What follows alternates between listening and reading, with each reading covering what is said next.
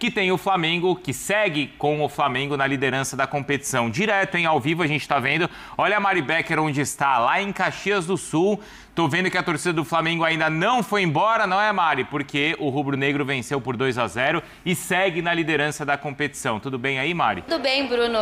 Uma boa tarde para ti, aos amigos aí da equipe F. A torcida ainda está aqui, mais de 3 mil torcedores estiveram aqui hoje no Alfredo Jaconi. O Flamengo que fez aí o que precisava, eu vou até deixar a imagem da torcida pra gente ver, Bruno, que o Flamengo fez o que precisava aí para quebrar o tabu de 28 anos e venceu o Juventude por 2-0 aqui no estádio Alfredo Jaconi. O Juventude até começou pressionando mais, mas em seguida o Flamengo assumiu o domínio do jogo. Na primeira finalização certa no gol, o Flamengo balançou as redes. Aos 31 minutos, Saúl colocou na cabeça do Arrascaeta para abrir o placar. Esse que foi o 13º gol do Arrascaeta no Campeonato Brasileiro. Ele igualou a melhor temporada dele até hoje, que foi em 2019, onde também marcou 18 gols. Na segunda etapa, Danilo colocou Luiz Araújo na cara do gol, mas o camisa 7 acabou chutando em cima do Jandrei. Já no final do primeiro tempo, a Arrascaeta de falta acabou na trave aí, né? E aí no final do primeiro tempo,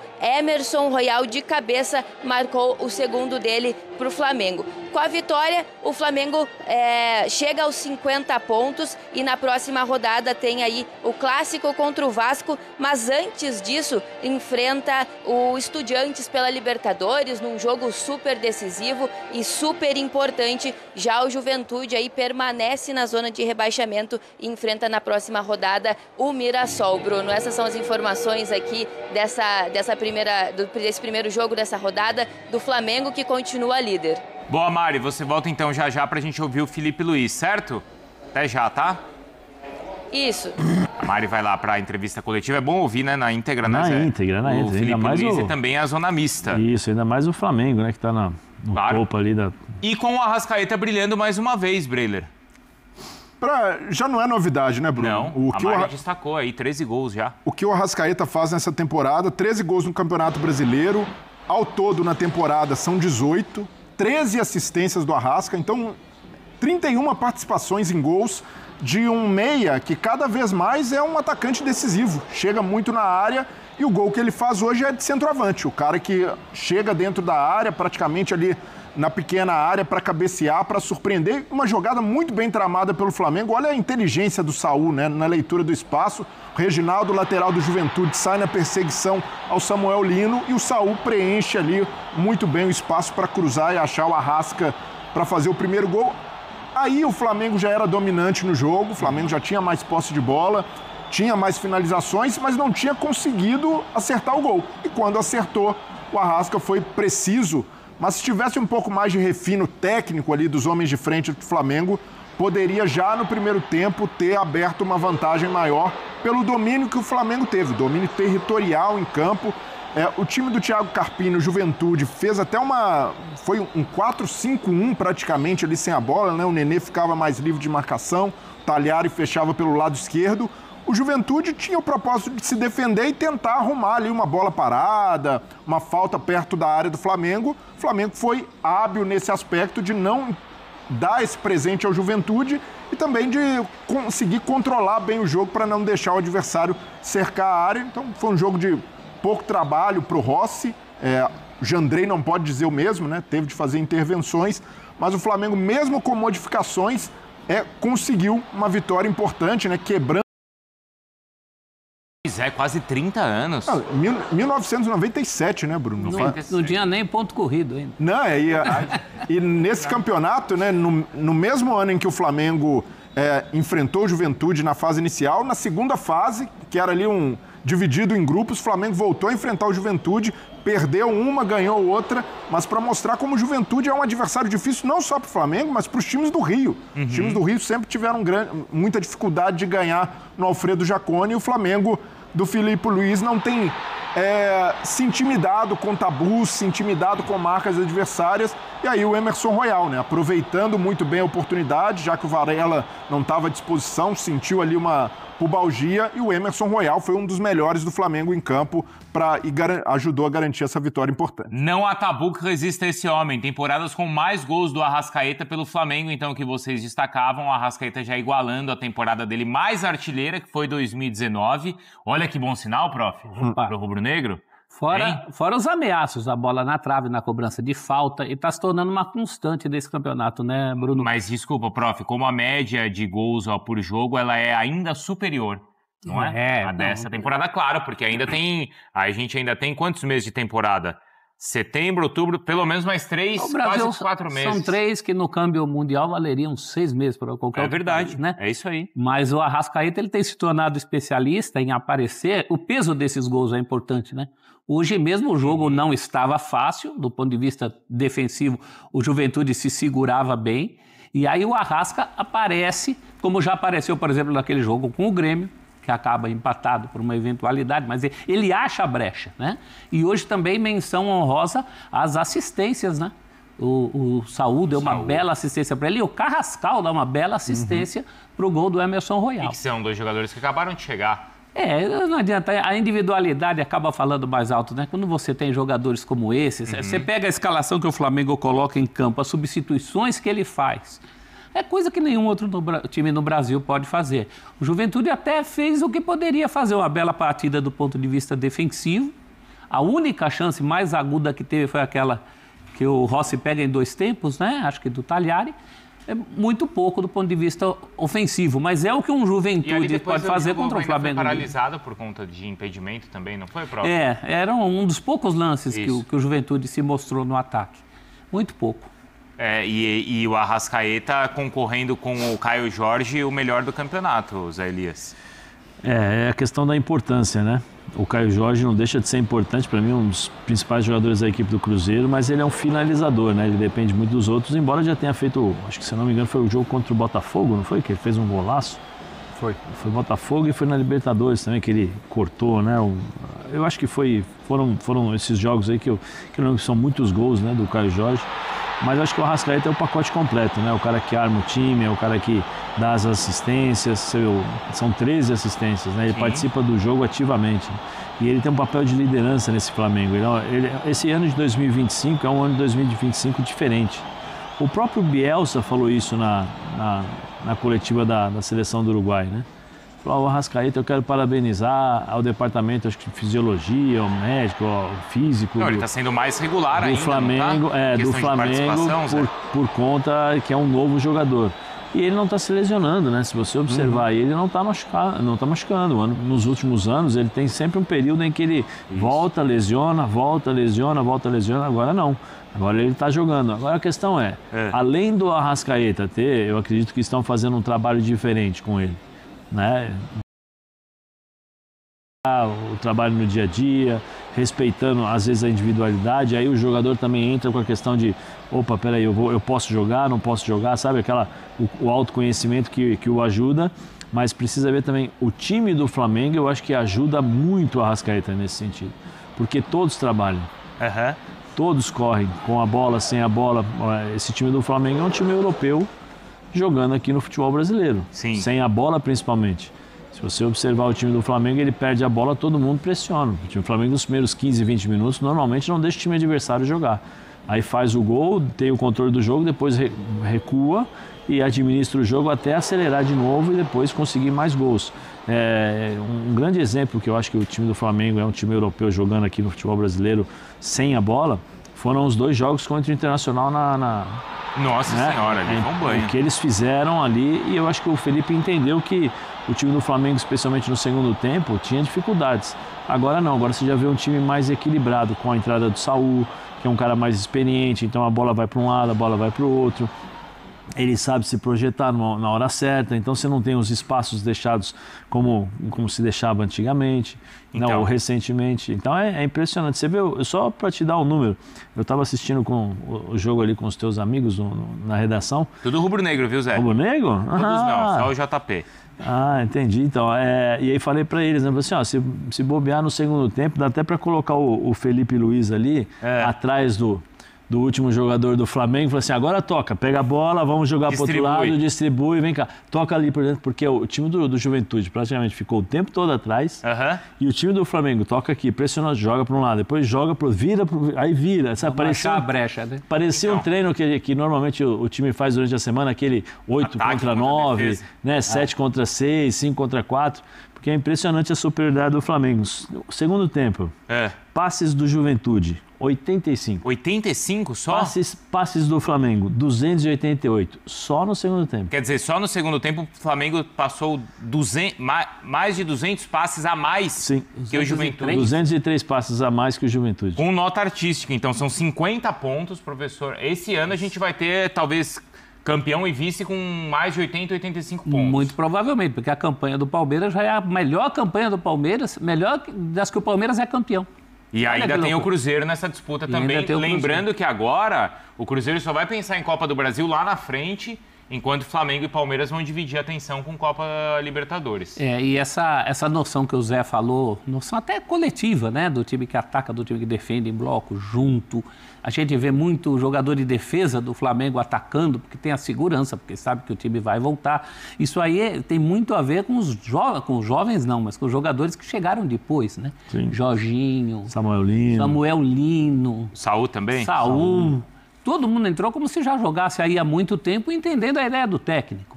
Então, é um time que funciona muito azeitado. Mas aí sabe quem não entendia e que agora parece que entende? Quem? O Pedro. O Pedrão.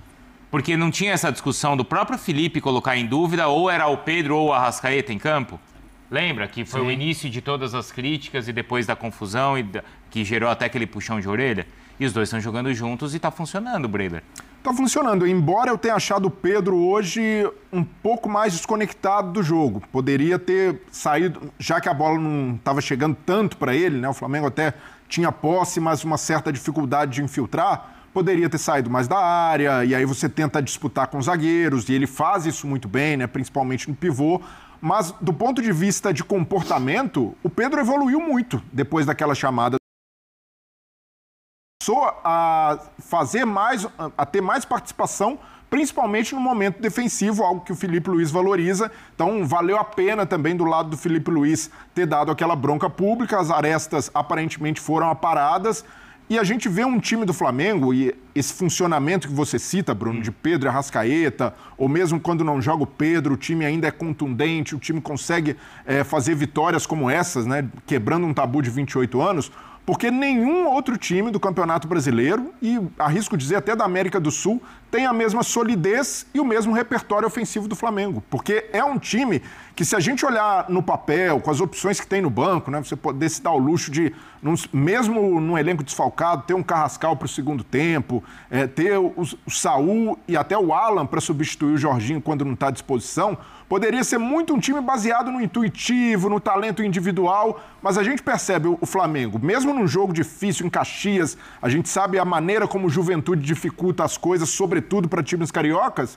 consegue em 2 bolas aéreas decidir o jogo e até um jogador inesperado para a bola aérea, que é o Arrascaeta. O Emerson Royal fechando no segundo pau, um lateral direito finalizando como um centroavante. Então, isso mostra que o time do Felipe Luiz tem um leque imenso de possibilidade de chegar ao gol. Muitas vezes não faz um placar maior, como hoje, por exemplo, porque falta ali uma tranquilidade na hora de definir, um refinamento técnico na hora do último passe, mas a parte do treinador em trabalhar o time, em criar repertório, isso daí é muito bem executado pelo Flamengo. Então, por isso fica difícil, né? Para Palmeiras, para Cruzeiro, mesmo fazendo boas temporadas, boas campanhas, perseguiu o Flamengo. O Flamengo chega hoje com esses 2 gols a 36 de saldo no campeonato. Flamengo 37 de saldo. Então... São 47 gols marcados não toma e gol. Só 10 sofridos. Então o que chama mais atenção isso é um absurdo. 47 gols marcados em 22 jogos ou só 10 sofridos? Para mim é justamente o equilíbrio. Você tem uma defesa muito sólida e um ataque que faz gol de várias maneiras, com vários personagens. Tudo bem que nessa versão artilheira do Arrascaeta ele tem se destacado mais, mas o Pedro, que mesmo não sendo titular em todos os jogos, é o vice-artilheiro, é um time que consegue suprir a ausência do Léo Ortiz, entre o Danilo, não é uma questão a defesa do Flamengo. Então é um time que utiliza bem o seu elenco, o treinador potencializa esse talento que tem de sobra em profusão e mostra que mesmo o Flamengo, na liderança, com sobras, com saldo de gols avassalador, ainda tem... Esse time pode evoluir. E isso que deve, para os adversários, é um tormento, porque olha para o Flamengo e vê, mesmo num jogo em que está desfalcado, sem um jogador-chave como o Jorginho no meio-campo, o Plata voltando ali de seleção, mais desgastado, e o Flamengo vence de uma maneira, com autoridade, com mais posse fora de casa e quebrando um tabu. E assim, jogou o Alan e jogou o Saul. Normalmente Saul e Jorginho. Isso. Daqui a pouco tem o Pulgar de volta. Aí joga Pulgar e Saul. O Eric, que era o cara de equilíbrio do time, o Flamengo nem... Tem o mais gente Gerson do que saiu e a vaga. gente não sente falta? Tem mais gente do que vaga, e todos num nível muito alto. 47 em 23 dá mais de 2 gols 22. por jogo. Em 22 dá mais de 2 gols por jogo. E os gols tomados dá menos de meio por jogo. Esse é o ideal de todo mundo. É um absurdo. Agora tem uma coisa, o Palmeiras está 1 ponto perdido atrás. Então, mas aí, e essa é uma boa comparação, prof, porque assim, olha, pra gente ver o tamanho, o absurdo que é esse saldo, né, de 37. O Palmeiras está, por pontos perdidos, só um atrás, porque tem um jogo a menos, certo? O saldo do Palmeiras é de 15. Então, O do Flamengo é em pontos corridos. não é de Se saldo. o Palmeiras der o salto no confronto direto, por exemplo, claro que Que é muita no água Rio. vai rolar, Que é mas no tem Rio. um jogo de confronto direto. No Rio. Então tem um componente aí, até que a gente fala mais em mata-mata, né? Numa noite ruim, numa tarde ruim. Por enquanto, o campeonato tem esse componente de mata-mata, porque o Palmeiras também está muito bem. A Não atuação perde do ponto. Palmeiras contra o Internacional, o Palmeiras é um time cada vez mais equilibrado. Ele não era ao longo da campanha, não tanto quanto o Flamengo. Mas o momento do Palmeiras é um momento de equilíbrio também. Fora o Cruzeiro correndo por fora, aí eu acho Então, que já fica mais difícil para o Cruzeiro. Porque essa questão do Cruzeiro não jogar, ou só pensar no... O Cruzeiro com essa mudança do calendário, eu não vou falar que ele foi o beneficiado, porque senão parece que foi algo favorável a ele. Não foi favorável a ele, né? Mas é alguém que pode tirar proveito dessa situação. Enquanto Palmeiras e Flamengo vão estar com as atenções divididas. Por exemplo, o Palmeiras. Se o Palmeiras chegar à semifinal da Libertadores, os jogos da semifinal, que serão ou contra o São Paulo ou contra a LDU, ou seja, ou é um clássico local ou é uma viagem longa. O que você prefere? O que você acha do jogo do Palmeiras? Palmeiras? Você prefere LDU ou Eu acho que o clássico? Palmeiras enfrentar o São Paulo é pior. Você acha? Eu Assim acho. como para o São Paulo enfrentar o Palmeiras. Também é pior. E tem o River antes. Então, mas é aí que eu vou chegar. Tem o River e tal, mas se no melhor dos mundos o Palmeiras passar, ele faz os jogos da semifinal da Libertadores entre os confrontos contra Cruzeiro e Flamengo. Ele vai ter que fazer uma opção, né? De força, de Enquanto o dosagem. Cruzeiro está só assistindo o Palmeiras e o Flamengo na Libertadores. Não, e tem, desculpa, Zé, Não, não, tem a diferença que hoje o Flamengo, com essa solidez, com o repertório que tem, com jogadores como o Carrascal, se ambientando, criando ainda mais profundidade de elenco, o Flamengo pode se dar o luxo não só de poupar, porque tem muito elenco, mas também de não precisar fazer jogos perfeitos para se manter na liderança, porque, de certa forma, o time do Flamengo consegue dosar bem a posse de bola, controlar os seus adversários.